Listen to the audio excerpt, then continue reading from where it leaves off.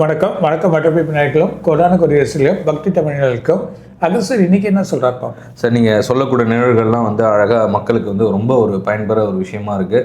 Last பதிவு கூட நல்ல ஒரு வரவேற்பு, கிட்டத்தட்ட 1,00,000 பேருக்கு மேலே பார்த்துருக்காங்க. ஸோ எல்லாரும் அதில் கமெண்ட் ஃபுல்லாகவே அக்டோபர் மாதம் பலன் எப்போ அப்படின்னு சொல்லி ரொம்ப பேர் அடிச்சிருக்காங்க. ஒரு கண்டிப்பாக படிச்சிருக்கேன்.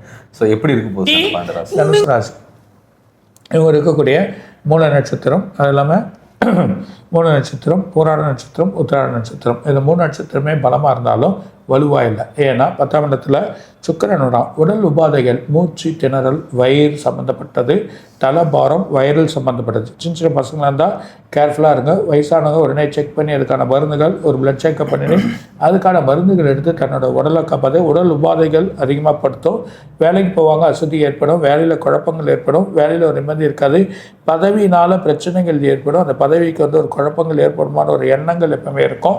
புது தொழில், அது இல்லாமல் என்ன சொல்லுவாங்கன்னா டெக்ஸ்டைல் சம்மந்தப்பட்டது, இவங்க ஆசிரியராக இருக்கிறது, இல்லைன்னா இவங்க இருக்கக்கூடியது ஆடிட்டிங் சம்மந்தப்பட்ட, கணக்கு சம்மந்தப்பட்டது, இந்த மாதிரி தொழில் இருக்கவங்கெல்லாம் ரொம்ப கேர்ஃபுல்லாக இருங்க.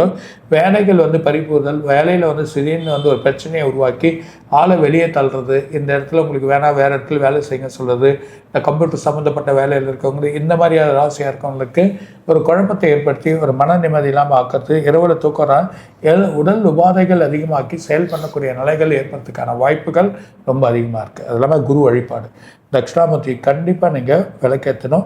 ஒவ்வொரு சனிக்கிழமையும் ஆஞ்சநேயருக்கு வேலை பண்ணாலும் வேலை உடனே கிடைக்கும். ஒரு மாதம் ரொம்ப பொறுமையாக யோசித்து கையாளுங்க. சில இன்வெஸ்ட்மெண்ட்னா வேணால், புது இன்வெஸ்ட்மெண்ட்னா புதுசாக இடம் வாங்கிக்கிட்டு பணத்தை கொடுத்து மாட்டிக்காதீங்க. அதனால் லேட்டாகவும் உபதயம் பணம் எங்கன்னா போச்சா அந்த பணம் வீடு திரும்பாது. அந்த மாதிரி ஒரு குழப்பங்கள் ஏற்படுறதுக்கான வாய்ப்பு இருக்குது. தனுசு ராசி இந்த மாதம் ரொம்ப கேர்ஃபுல்லாக இருக்குது. நல்லது.